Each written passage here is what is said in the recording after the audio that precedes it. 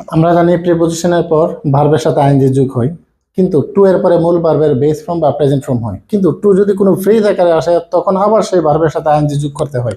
এইরকম কিছু ওয়ার্ড আছে যে শব্দগুলো মনে রাখা খুবই কষ্টকর। এখানে কি লিখছি? ভালো গাব খাও। তার মানে এখানে কি আসলে ভালো বানানটা যদি আমাদের এইভাবে লেখেন, এখানে মনে রাখার জন্য আসলে মূলত বলছি আপনাদের কাছে ইনশাল্লাহ গাব খাওয়াবো, ভালো গাব খাইবেন আপনারা।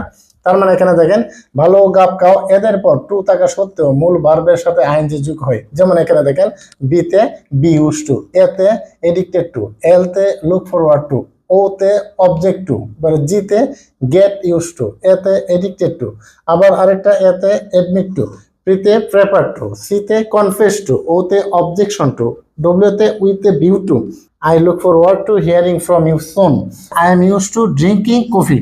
এই যে এখানে বি ইউজ টু আছে তাই ভার্বের সাথে আইএনজি হয়েছে। ঠিক আই প্রেপার টু, এখানে প্রেপার টু আছে তাই ভার্বের সাথে কি হয়েছে?